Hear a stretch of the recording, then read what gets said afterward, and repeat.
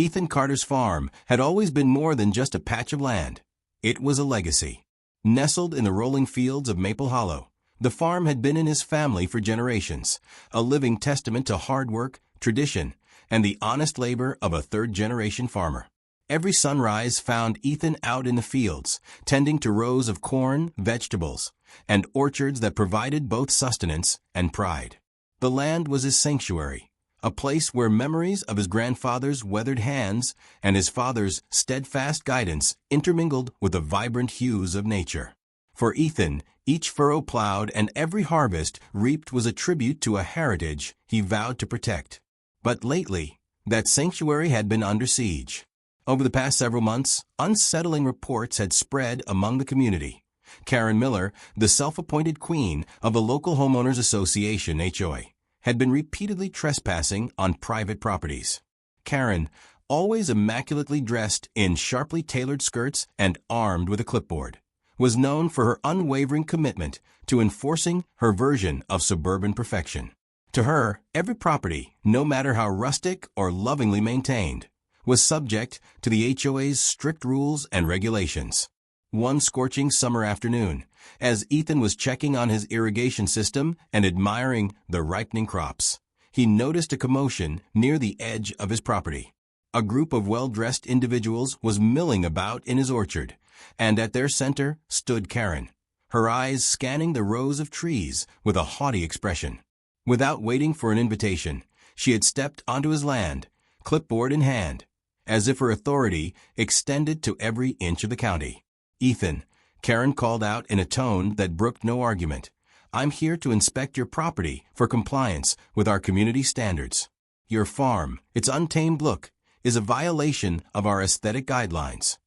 Ethan's heart pounded as he strode toward her, a mixture of disbelief and steely resolve in his eyes.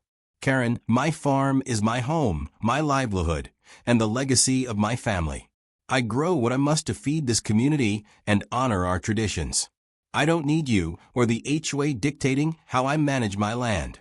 Karen's lips curled into a dismissive smirk. "The rules apply to everyone, Ethan.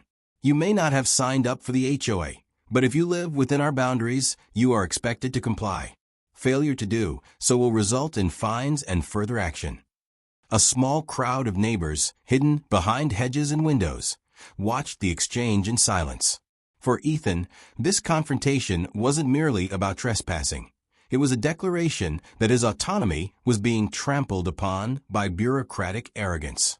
As Karen handed him a final warning, notice filled with legal jargon and threats, Ethan felt the weight of injustice settle in his chest. He knew that this was only the opening salvo in a much larger battle, a battle for the right to preserve his heritage against an overreaching system. That evening, as the sun dipped low and painted the sky with hues of orange and purple, Ethan sat on his creaking porch, the notice clutched in his hand. The familiar sounds of the countryside now felt discordant with the oppressive intrusion he had experienced. He resolved that he would not allow Karen's petty power plays to dictate the future of his farm. In the quiet solitude of the twilight, Ethan vowed to fight, not just for himself, but for every homeowner who believed that their property was their own. The stage had been set. The ancient oaks bore silent witness as Ethan prepared for the long, hard-fought battle ahead, a battle where tradition and individual freedom would clash head-on with arbitrary rules and the tyranny of a self-appointed enforcer. The next morning, Ethan awoke to a shock that sent a chill down his spine. Taped to his weathered front door was an official envelope emblazoned with the HOA seal. With a deep sense of foreboding, he tore it open and found a fine, a staggering $750 charge, for unauthorized trespassing and noncompliance with community standards. The notice was laced with bureaucratic legalese meant to intimidate and coerce. Before Ethan could process the contents, he stepped outside to find Karen waiting on the sidewalk. Standing with arms crossed and a look of smug satisfaction, she greeted him. "Good morning, Ethan. I trust you've read the notice? Remember, the rules apply to everyone." Ethan's jaw tightened as he replied coolly, "Karen, I run my farm the way my family always has. This fine is nothing more than a tool to force compliance with your arbitrary standards." His voice, though measured, carried a clear warning. He would not be bullied. Karen's response was swift and rehearsed. "It's not about how you run your farm, Ethan. It's about maintaining the aesthetic integrity of our community. Your property does not meet our standards, and if you continue to disregard the rules, you will face further penalties." With that, she turned on her heel and walked away, leaving Ethan fuming and determined. Later that day, as Ethan inspected the boundaries of his property, he noticed something even more disconcerting. A nondescript van had pulled up near his fence line, and two inspectors in official-looking uniforms were diligently measuring his land, taking photographs and scribbling notes. It was as if every inch of his property was now under the microscope. Karen had mobilized her resources, and the inspector's presence was a clear sign that the HOA was pulling every string in its power play against him. Ethan immediately began documenting the intrusion, snapping photos of the inspectors, recording snippets of their conversations, and noting every detail in his worn notebook. He knew that the evidence would be critical when challenging these arbitrary fines. Determined not to be a silent victim, he drafted a formal complaint to the local zoning office, citing historical preservation laws and long-standing agricultural exemptions that safeguarded traditional farming practices. His complaint was not only a legal recourse, but also a personal manifesto against the creeping authoritarianism of the HOA. That evening, as twilight deepened, Ethan sat at his battered wooden desk inside his farmhouse, the fine and his notes spread out before him. The quiet hum of cicadas in the background did little to soothe his troubled mind. Instead, every rustle of paper and every scribble of pen served as a reminder that his farm, and the legacy of his family, was under direct attack. Across the neighborhood, whispers began to circulate. At local stores and in hushed conversations, other property owners recounted their own experiences with the HOA's overreach. Even those who had long tolerated Karen's intrusions were beginning to question the fairness of her actions. The community, once fragmented by fear, was now inching toward collective defiance. As the night wore on and the farmhouse lights flickered against the darkening sky, Ethan resolved that he would fight back. He understood that this was not merely a matter of one fine. It was a battle for his right to live freely on his own land, without interference from a self-appointed bureaucrat. With determination steeled in his heart, Ethan vowed that he would expose every injustice, every arbitrary rule that threatened the legacy of his farm. In the days that followed, the conflict on Ethan's farm escalated far beyond a single fine. The inspector's intrusion and Karen's repeated trespassing were only the beginning of a campaign of intimidation. Neighbors started to whisper about how Karen bullied other property owners, issuing fines for even the slightest deviations from her imagined standard of perfection. Rumors abounded that a secret fund was being created from these fines, money funneled directly into Karen's personal projects rather than the supposed betterment of the community. One cloudy afternoon, while Ethan was repairing a broken section of his fence, his longtime neighbor and friend, Mark, pulled up beside him. "Ethan," Mark said in a low, urgent tone, "you're not the only one being harassed. I've heard that Karen's been issuing fines left and right, and some of that money is disappearing into a fund that no one can account for." Mark's words were like a spark in dry tinder. Suddenly, the isolated incident on Ethan's farm was revealed as part of a much larger pattern of corruption and abuse. Determined to uncover the truth, Ethan embarked on a covert investigation. He made discreet trips to the county clerk's office to review HOA records, attended board meetings incognito, and even recorded hushed conversations between disillusioned homeowners. Every piece of evidence he gathered painted a damning picture.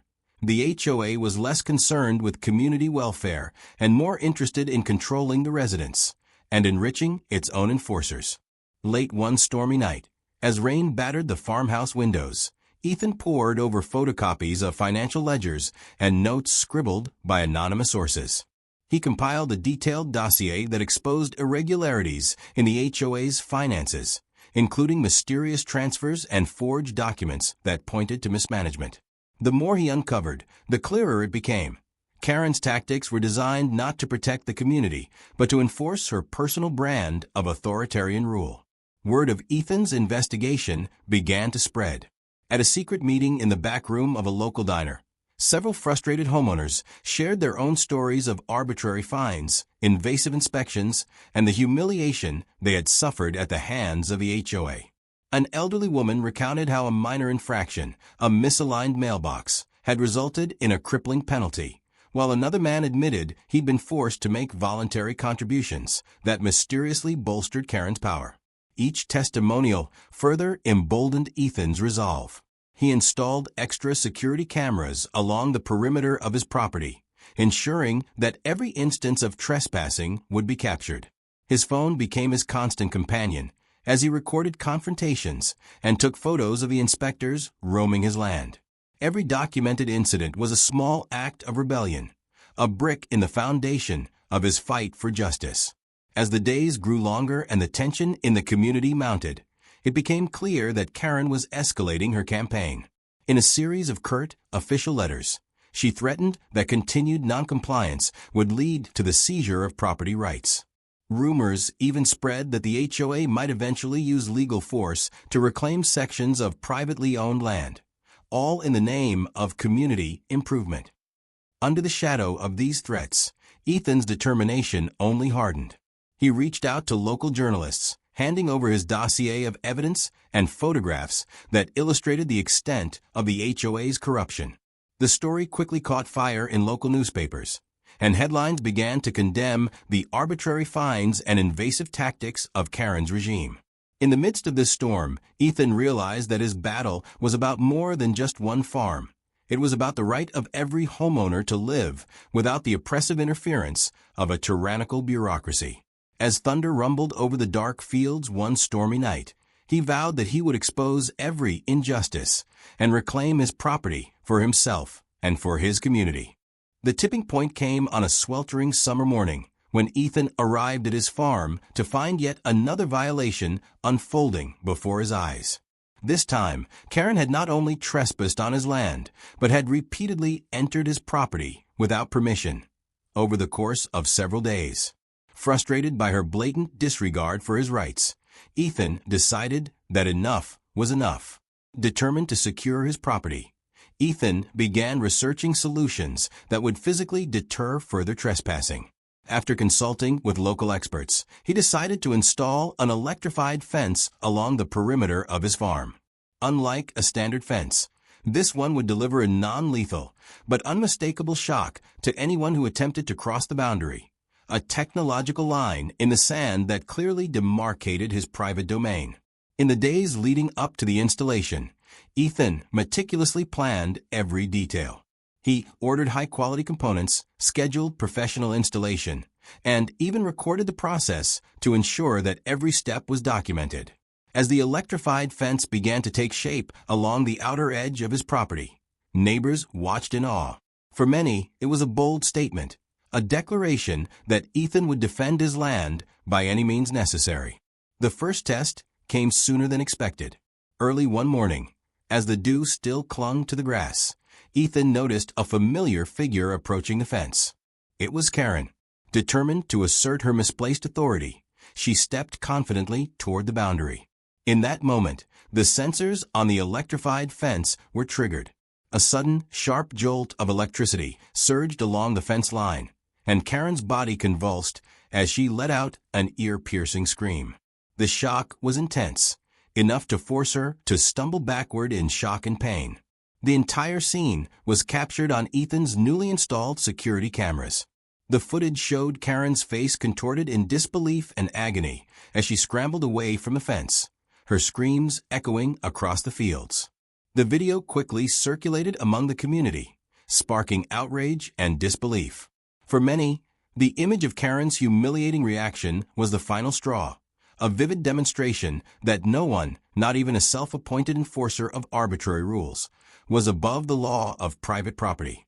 Emboldened by the success of his countermeasure, Ethan organized a public forum at the next HOA meeting. With his dossier of evidence in hand and the video of Karen's electrifying encounter projected on a large screen, he addressed the assembled homeowners and board members. "This," he said firmly, "is the consequence of unchecked power and the violation of my rights.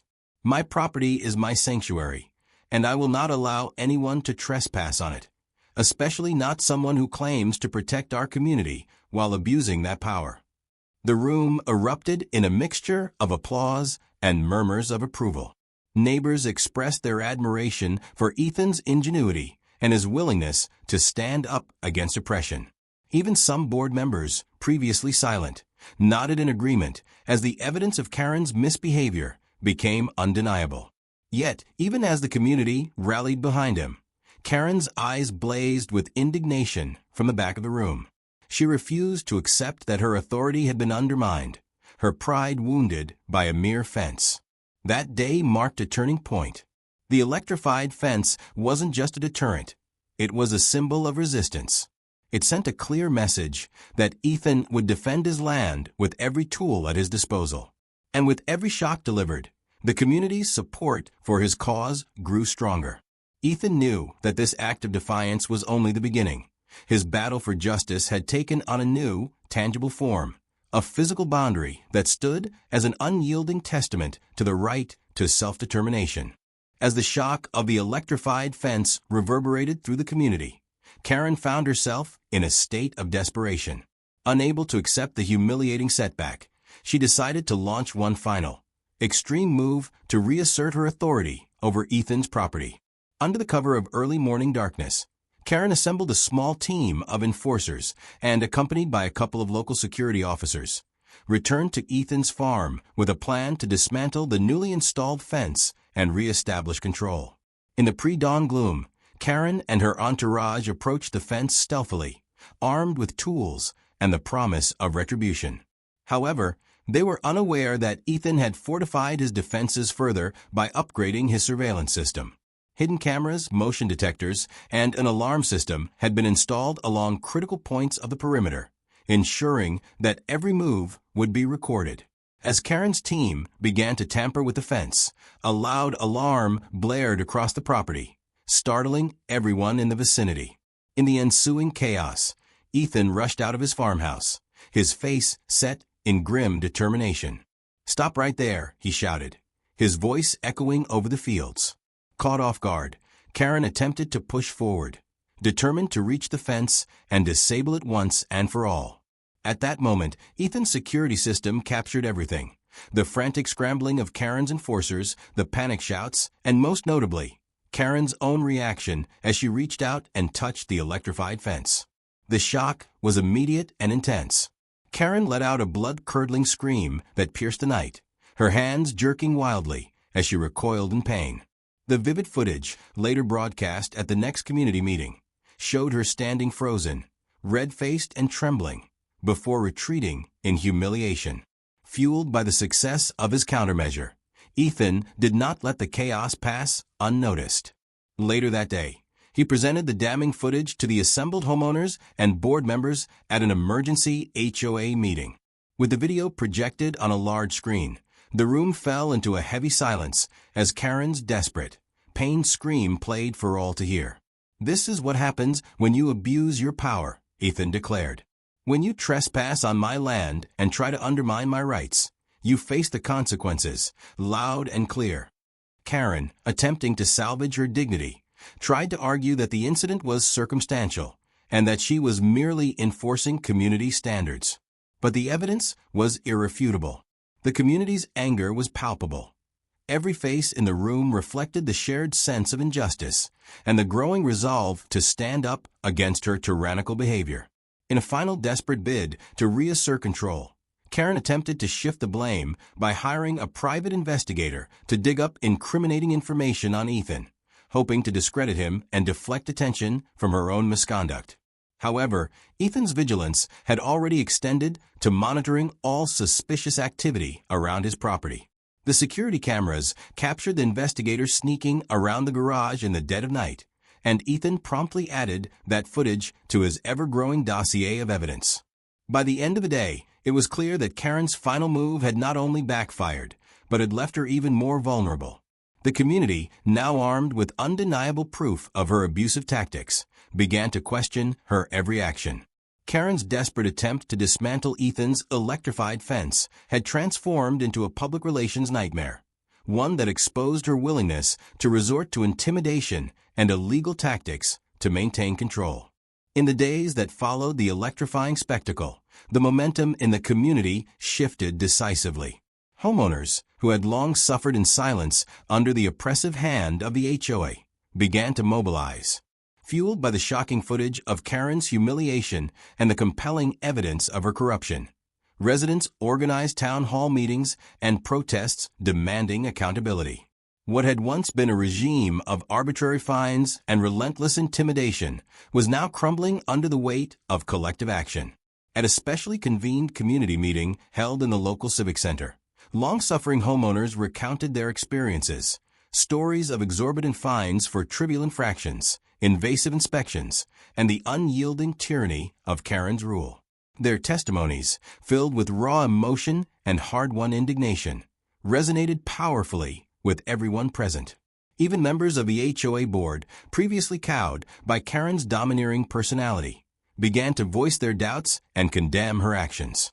In a dramatic vote that was broadcast live, the board members, under immense public pressure, unanimously voted to remove Karen from her position as HOA president. The decision was met with roaring applause and tearful relief from the community, marking a definitive end to her reign of terror. Simultaneously, local authorities announced an investigation into the HOA's financial practices, uncovering a tangled web of misappropriated funds and forged documents that further discredited Karen's leadership. For Ethan, the removal of Karen was not just a personal victory.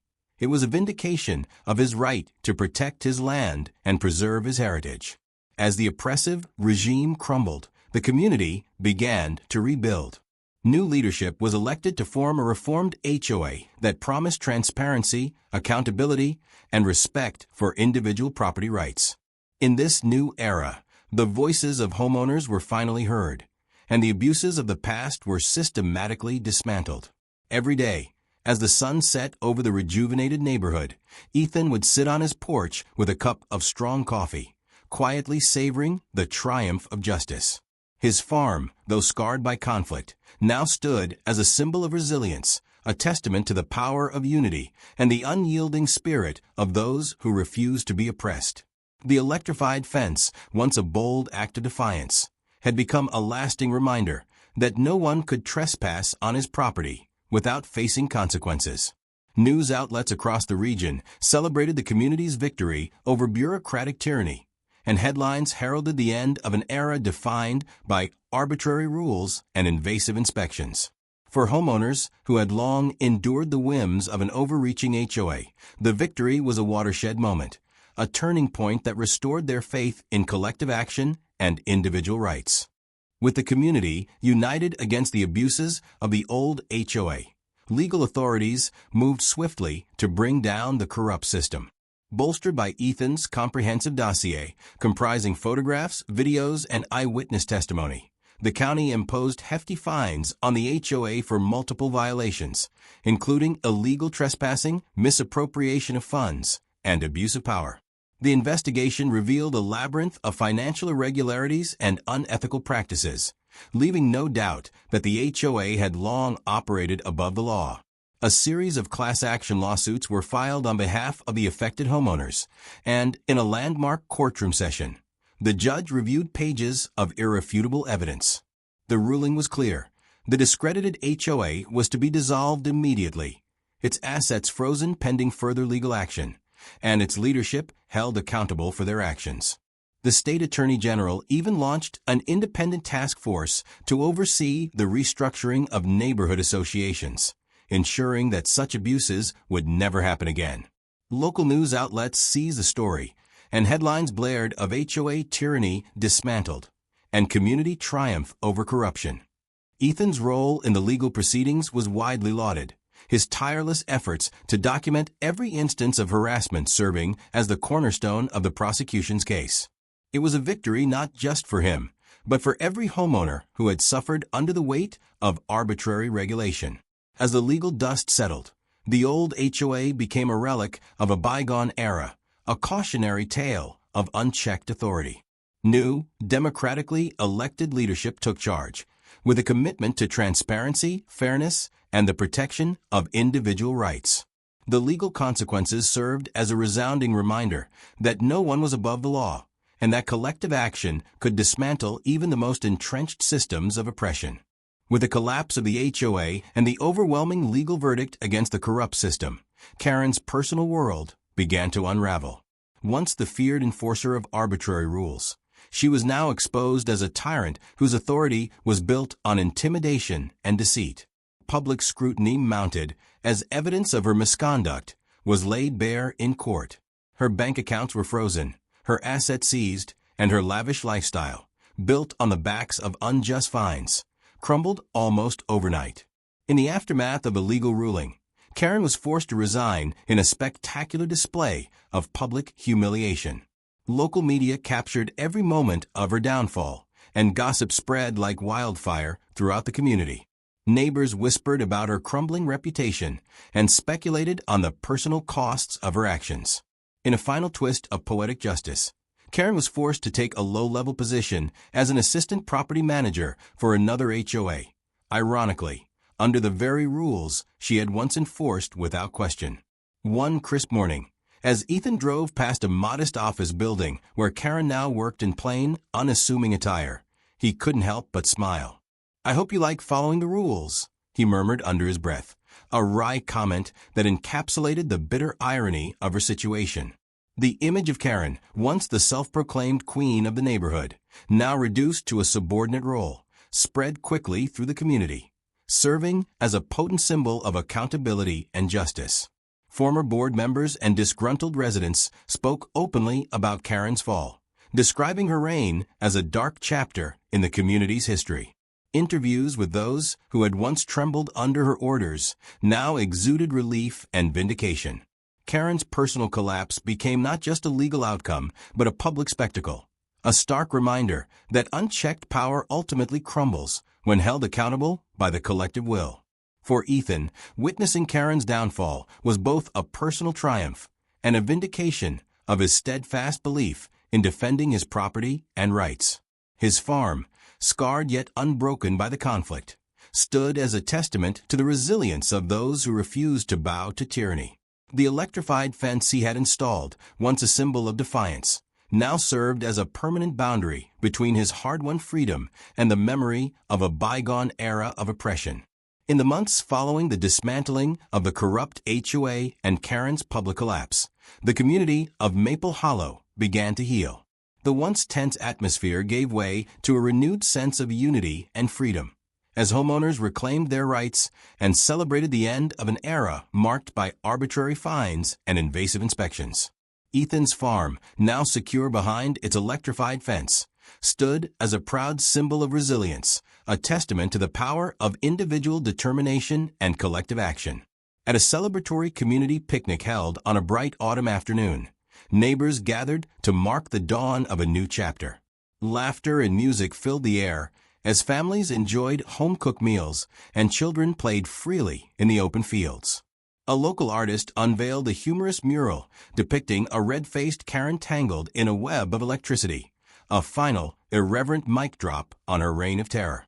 Seated on his porch with a steaming cup of coffee in hand, Ethan watched the festivities with quiet satisfaction. The memory of past injustices had given way to hope and camaraderie. When a longtime friend approached him with a mock HOA violation notice for excessive trespassing on the spirit of freedom, Ethan simply smirked and replied, "They really tried." In that peaceful moment, as the sun dipped below the horizon and bathed Maple Hollow in a golden glow, the legacy of tyranny faded into the past. The community had emerged stronger and more united, having learned that true power lies not in enforcing conformity, but in safeguarding the right to live free on one's own land. Fade to black.